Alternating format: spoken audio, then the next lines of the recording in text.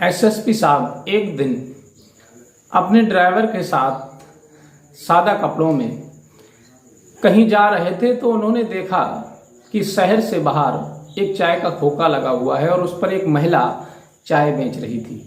तभी एसएसपी साहब उसी खोखे पर अपनी गाड़ी को रुकवा लेते हैं और वहां जाकर के बैठ जाते हैं। तब वो ड्राइवर से कहते हैं कि इस खोखे पर जाकर के कह दो कि 2 चाय लेकर के आ जाए। तब वो ड्राइवर जाता है और उस महिला से जाकर के कहता है कि हमारे साहब ने 2 चाय मंगाई हैं, आप 2 चाय उनकी टेबल पर पहुंचा दीजिए। ये बात सुनकर के वो महिला जल्दी से 2 चाय बनाती है और चाय बना करके जैसे ही वो एसएसपी के सामने जब आती है तो वो एसएसपी को देख कर एकदम से चौंक जाती है और एसएसपी साहब जब उसे देखते हैं तो वो भी एकदम से हक्के बक्के रह जाते हैं। एक दूसरे को देख करके बहुत ही भावुक हो जाते हैं और फिर कुछ बोल नहीं पाते, एक दूसरे को काफी देर तक देखते रहते हैं। आखिर उनका क्या रिलेशन था, वो कौन थे एक दूसरे के? एक लड़की जो चाय बेच रही थी और एक एसएसपी अधिकारी जो एक दूसरे को देख करके इतने अचंभे में पड़ जाते हैं। आखिर क्या राज है इस कहानी का? ये पूरी वीडियो देखने के लिए, ये पूरी जानकारी के लिए आप इस वीडियो को अंत तक जरूर देखते रहें। नमस्कार, प्रणाम, मैं हूं रितेश कुमार। दरअसल आज की जो सच्ची कहानी मैं आपको सुनाने के लिए जा रहा हूं, ये सच्ची कहानी इसी उत्तर प्रदेश के एक गांव की है। उस गांव में एक लड़का था जिसका नाम गौरव था। गौरव पढ़ाई लिखाई में बड़ा होशियार था और उसका सपना था कि मैं पढ़ लिख करके या तो अपना बिजनेस करूं या फिर कोई सरकारी जॉब करूं। ये विचार करके वो बहुत मेहनत लगन से पढ़ाई करता है। जब पढ़ाई कर लेता है तब उसे कोई सरकारी जॉब नहीं मिल पाती है। जब सरकारी जॉब नहीं मिलती तब वो एक अपना जनसेवा केंद्र खोल लेता है। वहाँ लोगों की जो ऑनलाइन व्यवस्थाएं थी उनको करने लगता है। अब वो इधर जनसेवा केंद्र खोलता है और फिर इधर जब लड़का घर में बड़ा हो जाता है, लड़का हो या लड़की, तो फिर उसकी शादी की बात चलना एक जायज़ सी बात है। गौरव जब बड़ा हो गया तो फिर उसकी शादी के रिश्ते भी आने लगे। उसके माँ बाप ने सोचा कि लड़का बड़ा हो गया तो इसकी शादी कर दें, क्योंकि सरकारी जॉब तो लगी नहीं, इसलिए अपना काम धंधा कर रहा है तो इसकी पत्नी जब घर पर आ जाएगी तो इसकी मदद करेगी। अब वो अपनी दुकान पर जाता है, लेकिन सुबह के लिए एक रिश्ता आता है उसके घर पर और उसके माँ बाप से बात होती है, लेकिन वो रिश्ता उसके माँ बाप लड़की पढ़ी ना होने के कारण उसे मना कर देते हैं।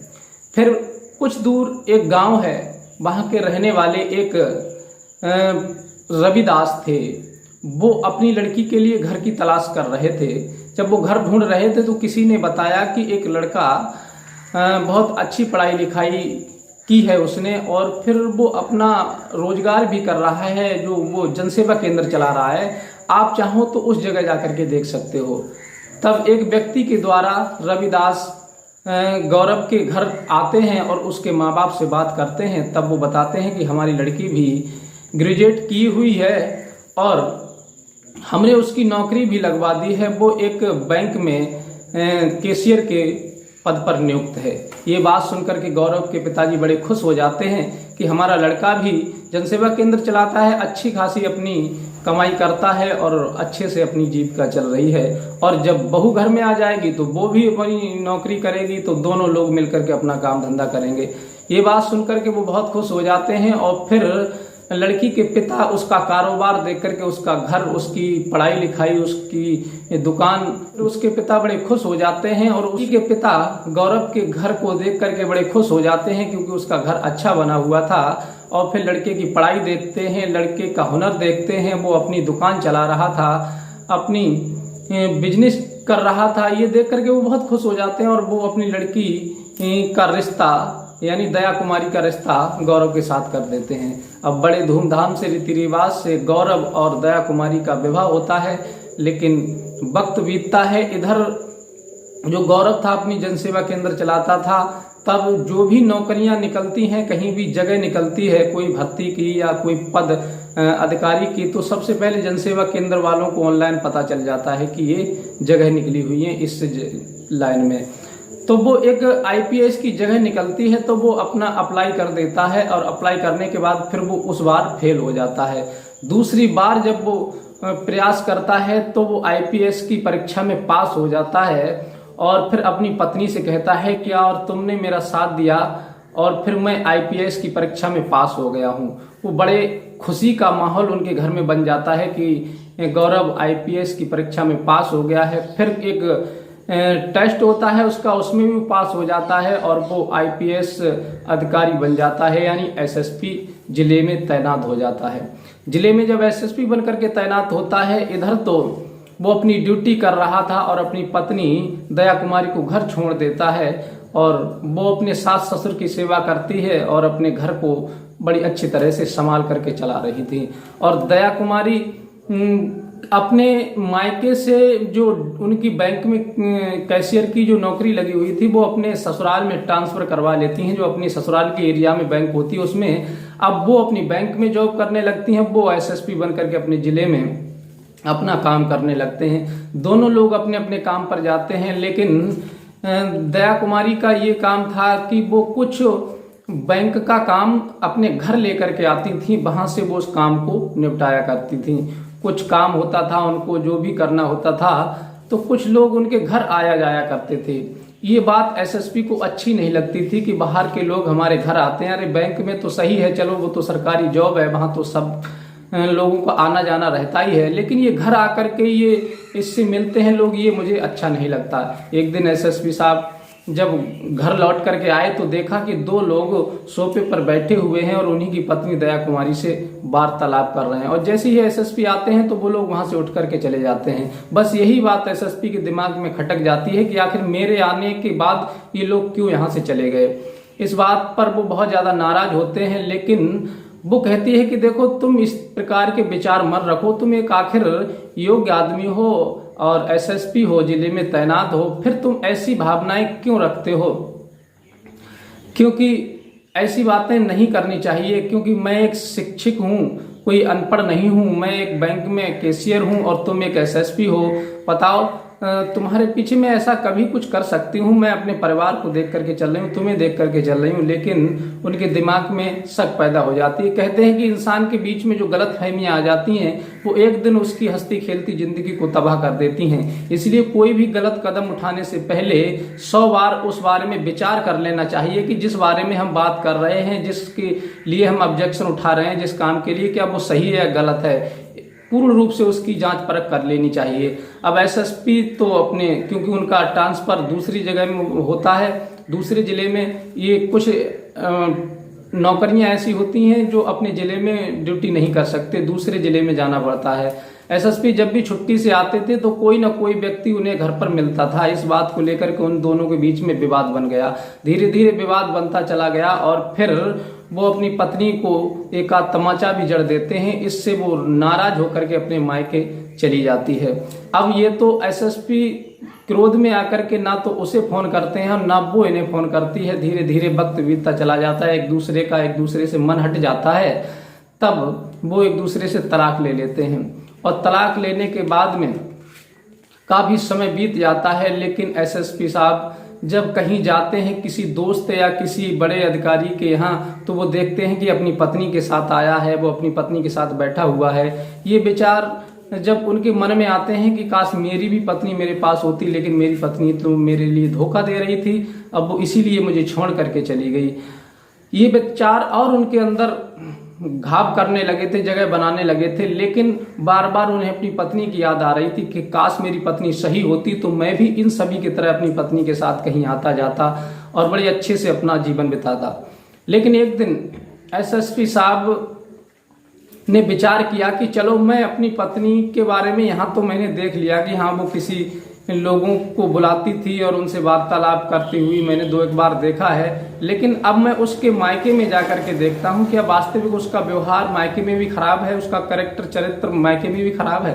तब वो सादा कपड़े पहन लेते हैं, अपनी शेप को रखा लेते हैं, अपना भेष बदल लेते हैं और भेष बदल करके अपने दूसरी गाड़ी से, सरकारी गाड़ी से नहीं जाते, दूसरी गाड़ी से अपनी ससुराल पहुंच जाते हैं एरिया में। जब ससुराल के एरिया में शहर से निकलते हैं तो देखते हैं कि एक खोखा लगा हुआ है और तब वो कहते हैं कि चलो आ तो गए ही हैं, इस खोखे पर थोड़ी देर बैठ करके चाय नाश्ता कर लेते हैं, उसके बाद आगे को चलेंगे। ड्राइवर से कहते हैं कि तुम जाकर के यहाँ कह दो जाकर के कि 2 चाय हमारी टेबल पर पहुँचा दे। अब वो उस खोखे पर कोई और नहीं थी, एक महिला चाय बेच रही थी। तभी वो एसएसपी साहब उस खोखे पर अपने ड्राइवर को भेजते हैं, तो ड्राइवर कहता है और वो तुरंत थोड़ी देर में चाय लेकर के जैसे ही टेबल पर आती है तो एसएसपी साहब के पास में टेबल रखती है। तब एसएसपी साहब तो पहचान लेते हैं उसे, और वो नहीं पहचान पाती। वो महिला कोई और नहीं थी, उन्हीं एसएसपी साहब की जो तलाकशुदा पत्नी थी, जो छोड़ करके उन्हें चली गई थी, वो ही चाय बेच रही थी। एसएसपी साहब उसे देख करके एकदम से हक्के बक्के रह जाते हैं, उनकी आंखें खुली की खुली रह जाती हैं कि आखिर ये हमारी पत्नी यहाँ मतलब खोखे पर चाय बेच रही है, ऐसी कौन सी मुसीबत इसके ऊपर आ गई।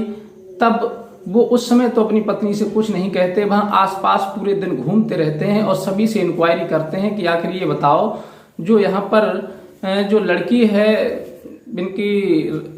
तब एसएसपी साहब इधर उधर इंक्वायरी करते हैं, जांच पड़ताल करते हैं कि रविदास की जो लड़की है दया कुमारी, उसका कैरेक्टर कैसा है, उसका चरित्र कैसा है, वो आखिर कैसा अपना जीवन बिता रही है। तब लोग उसकी बहुत तारीफ करते हैं और वो बताते हैं कि साहब ऐसी कोई बात नहीं है, उसका कैरेक्टर बहुत अच्छा है। उसके पिता की कुछ दिन पहले मृत्यु हो गई बीमारी के चलते, अब वो बेचारी बेघर हो गई है, इतने पैसे वाले उसके घर वाले नहीं थे।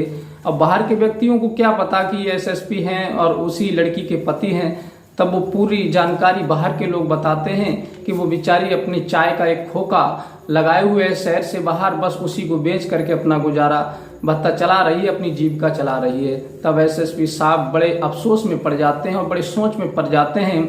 उसकी दुख भरी कहानी दूसरों के मुंह से जब सुनते हैं तो उनकी आंखों में आंसू आ जाते हैं कि भला मैं ऐसी पत्नी के ऊपर मैंने शक किया जो मुझसे दूर होने के 5 साल बाद भी किसी दूसरे की नहीं हुई और मेरे भरोसे बैठी रही और अपनी जीविका चाय बेच करके चला रही है। वो चाहती तो एक से एक अच्छे मर्द को ढूंढ सकती थी, किसी के साथ शादी कर सकती थी, लेकिन उसने ऐसा नहीं किया।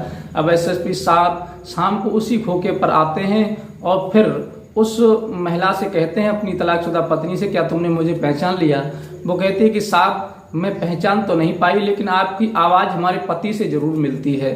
वो कहते हैं कि आपके पति कौन है, कहाँ के हैं। तब वो पूरी बात बताती है कि हमारे पति एसएसपी हैं और उस जिले में तैनात हैं, लेकिन हमारी गलत फहमियों के चक्कर में चलते हुए हमारा तलाक हो गया और साहब वो अपने ड्यूटी कर रहे हैं। अब तो वो बड़े आदमी हैं, एसएसपी हैं, और अब वो हमें कहाँ अपनाएंगे, क्योंकि मेरी स्थिति बहुत ज़्यादा खराब हो चुकी थी, मेरे पिता की मृत्यु हो चुकी थी बीमारी के चलते, इसलिए मैं अपनी जीविका चलाने के लिए चाय बेच रही हूँ। तब एसएसपी साहब उसकी बातों को सुन करके और ज़्यादा भावुक हो जाते हैं, रोने लगते हैं और फिर वो अपने कपड़े उतारते हैं जो भेष बदले हुए पहने हुए थे, और फिर वो अपने असली रूप में आते हैं और कहते हैं कि मैं वही एसएसपी हूँ, तुम्हारा पति कोई और नहीं हूँ, गौरव हूँ मैं। ये सुन करके वो बड़ी खुश हो जाती है, गदगद हो जाती है कि आखिर हमारे पति एसएसपी साहब हमसे मिलने आए हैं, हमारे खोखे पर आकर के चाय पी है, बड़े खुश हो जाते हैं। तब एसएसपी साहब उसके हाथ जोड़ते हैं, कहते हैं कि हमें क्षमा कर दीजिए, हमने आप पर बेकार में गलत आरोप लगाया था, आप ऐसी नहीं है, बहुत संस्कारी महिला है। मैंने आपकी पूरी क्षेत्र में, पूरी एरिया में आपकी मैंने जांच पड़ताल कर ली, लेकिन कोई किसी भी व्यक्ति ने आपकी एक छटाक भर भी, एक पॉइंट भी बुराई नहीं की। तब वो भी बड़ी प्रसन्न होती है और कहती है कि साहब अब मैं आपकी क्या सेवा कर सकती हूँ। तब वो एसएसपी साहब कहते हैं कि मुझे क्षमा कर दो और मेरे साथ घर चलो। तब वो कहती है कि साहब ऐसे कैसे घर चलें, हो सकता है कल के लिए फिर आपने मुझे आरोप लगाया, फिर मुझे घर से निकाल दिया। एसएसपी साहब उसके सामने फिर हाथ जोड़ते हैं, कहते हैं कि अब मुझे शर्मिंदा मत करो, मुझसे गलती हो गई, मैंने तुम पर आरोप लगाया, अब उस गलती का मैं प्रायश्चित करता हूँ, तुमसे क्षमा मांगता हूँ। तब वो अपने पति को हाथ जोड़े हुए देखती है तो उसका दिल भी पिघल जाता है और वो अपने पति को माफ कर देती है। तब वो अपने गांव के एक गरीब व्यक्ति जो होता है, वो पैर से विकलांग था, उसके लिए वो खोखा दे देती है, कहती है कि सारा सामान मैं तुम्हें देती हूँ, मैं खोखे से अब तुम यहाँ पर बैठ करके अपनी दुकानदारी करो, जो भी प्रॉफिट हो वो अपने परिवार का पालन पोषण करो। और फिर वो अपने पति के साथ चली जाती है और एसएसपी साहब उसे ला करके अपने माँ बाप से मिलवाते हैं।